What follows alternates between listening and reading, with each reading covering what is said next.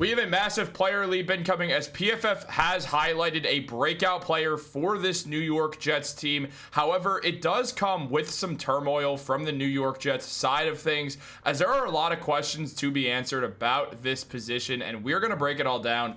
What's up, guys? Welcome back to Jets Digest. It's Chris and Matt here. We're going to jump right into things as always. If you guys are not subscribed, you're part of that 62% that isn't. I don't know what you guys are doing, man, because we got daily New York Jets videos. You want to hear all things Jets, then you come right here and you listen to this New York Jets Digest every single day. Turn on those post notifications. But most importantly, let's jump into it, Matt. A breakout player has been revealed for the New York Jets by PFF, who broke down multiple breakout candidates coming into this season, and PFF mentioned none other than the man Joe Tippmann for this position.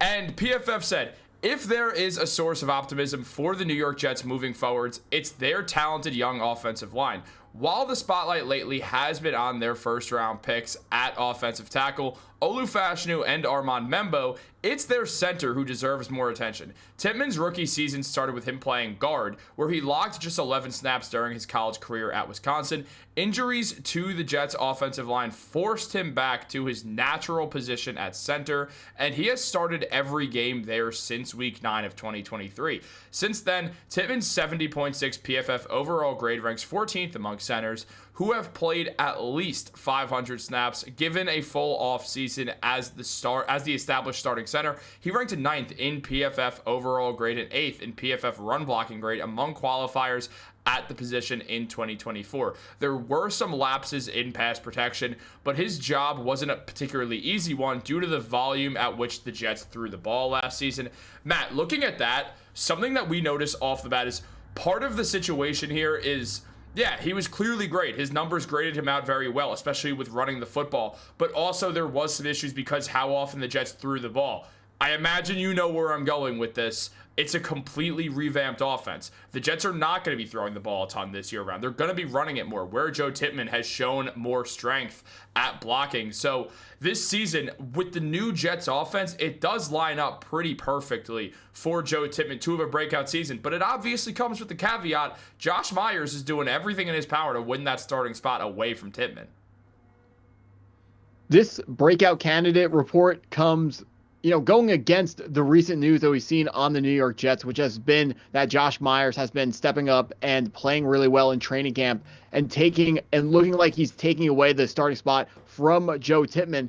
That might just be training camp buzz. It might be reporters getting bored, but it is a fact that the reports are coming out and they're saying that Joe Tippmann is currently losing the battle to the Josh Myers. Now, preseason hasn't started, so it's still obviously way too early to determine a winner for whoever's going to be the starting spot. But if Joe Tippmann is that starting center, I think it's very easy to see a breakout from him. Just like you said, started his career at guard for the Jets, so we know he's a versatile player who can play multiple positions on the interior of that offensive line. And I maybe he could even kick outside in the pinches of pinches. But we know from watching Joe Tippmann over these past couple of years that he is a good young offensive lineman. I'm excited to see what he gets, what he brings to the table. Some of the reasons why Josh Myers has a leg up on Joe Tippmann is, one, he was brought in by the current regime, not the last regime.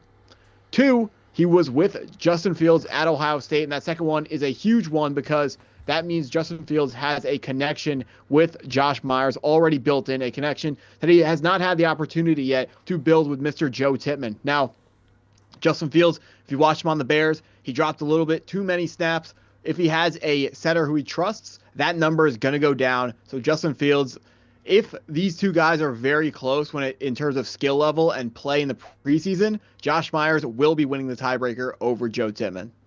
Yeah, and I think that does make sense. Like, Josh Myers has basically what you said. He wins the tiebreaker because of being brought in by this regime and having that connection with Justin Fields. And Myers said that the Jets felt like a great landing spot for him, that he instantly talked to Justin Fields. So clearly with him saying that, he obviously never said this, but it kind of feels like if he's saying it's a perfect landing spot for him, when there are teams that Josh Myers would certainly start at center on, he at least heard, you're going to get a chance to compete for the starting role. We know they got a young guy in Joe Tippmann here, but we like what we see out of you. So We're not just signing you to just be a backup. There is a real chance you can come in and take this starting job. We wouldn't offer you this contract and not tell you that basically, or we wouldn't offer you this contract and then not tell you you're going to be a bench player the entire time. And PFF also did go in and sort of discuss the fact that the most fascinating part of Tippmann's development this season will be his fit in Tanner Engstrand's offensive system.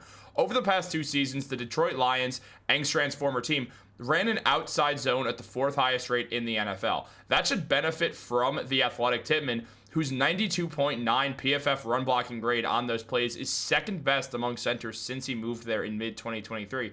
Of course, he fittingly sits behind the recently retired Frank Ragnow in those rankings.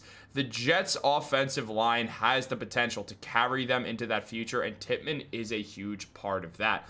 Now, Tippmann, loved by Jets fans, myself included. The whole offensive line is young. They're exciting. 4 out of the 5 of them have been drafted by the Jets. This is an offensive line that there is good reason to be excited about. You have 2 first-round tackles on each side of the ball, and they've combined for 1 year of NFL experience right now. So you got these young guys in here.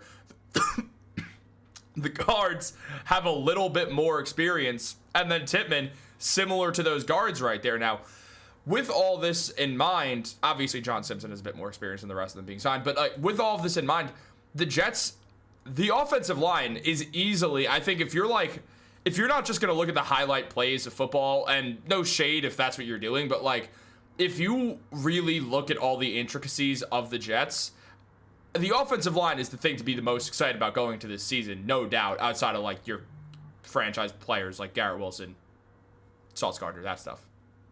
If we remember when the New York Jets were in the playoffs for the last time, we were starting an offensive line with, I think it was 4 out of 5 guys were drafted in the first round and 3 of the 5 guys drafted by the New York Jets. We were trying to build this team the same way, build through the trenches, run the ball first, and take the responsibilities away from the quarterback. With Mark Sanchez, he was too young and, busted in the league. So he needed the responsibilities taken away from him. Justin Fields on the same trajectory. He is going to need responsibilities taken away from him as well. But I'm excited that the New York Jets finally have built an offensive line that is actually not only respectable, but really good. Over the past couple years, it's been absolutely a terrible offensive line. So I'm very excited to see what Membo brings to the table, what Olu Fashanu brings to the table. Fashanu was my guy that entire draft. It was if we couldn't get, obviously, Malik Neighbors or one of the top guys, which we are never getting, Olu Fashanu was always a guy, and he's going to be a star at that left tackle. Now, whether Joe Tippmann is our long-term center or not, we're going to have to figure that out. But if he is not the long-term center here, we are definitely going to be able to get a draft pick for him in a trade scenario. Yeah, you also will get good comp for him. And, obviously, we've mentioned this a good amount on the channel that we did live together in college for 3 years. One of the first things you said that is a diehard opinion that I would guess you still have, but you did mention the Jets have one of, if not the worst offensive line in the NFL, and a team doesn't really ever win anything if the offensive line sucks. You need a good defense. You need a good offensive line. If you don't have those, you're just not going to win. And, we're looking at this nearly 5 years later, and what we're seeing with the Jets is they've built a competent defense. They've built a great offensive line. These are Matt's pillars to a good, successful football team right here. The thing is, you're forgetting the number one most important pillar, which is an elite passing quarterback. Yeah. I love the dual threat guys, but if you can't pass, it doesn't matter that you can run. We're not looking outside pillars, not the middle one.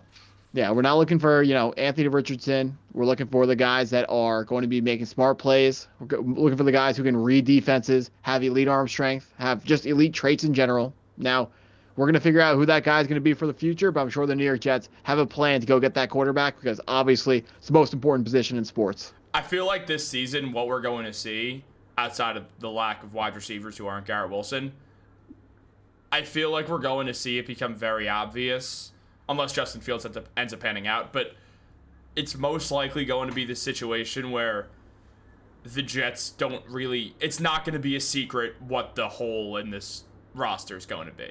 I feel like it's going to be pretty clear that they do need a real quarterback who they can rely on, because the offensive line is there. You have an excellent running back room in Breece Hall and Braylon Allen and Isaiah Davis. You have a franchise wide receiver in Garrett Wilson. You have a defense that, albeit is not perfect, it's going to depend on how Azariah Thomas kind of pans out, and also what happens with Brandon Williams.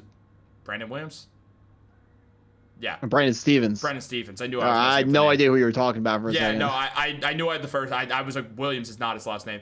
But having Brandon Stevens, depending on if he does become a safety, obviously a lot of that does hinge on Azariah.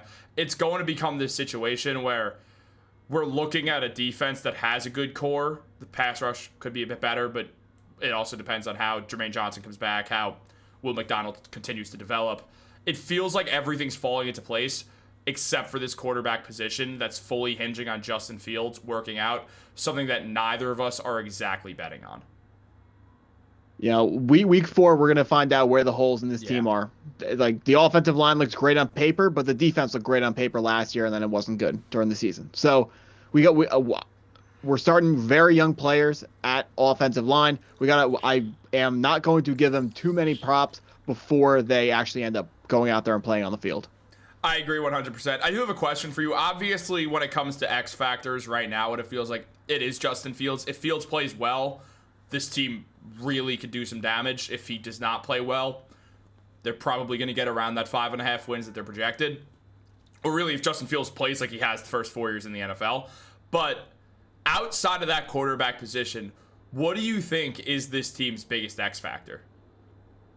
The biggest X factor is going to be the coaching staff, and specifically Tanner Engstrand. What does that offense look like? We know it's going to be completely different from last year, because there's going to be RPOs and quarterback runs, because Aaron Rodgers obviously wasn't going to run the ball, and now Justin Fields is going to run the ball a lot. So how well designed is this offense? Because it's going to have to be a very well designed offense. Can't put too much on Justin Fields, or he's not going to be able to handle it.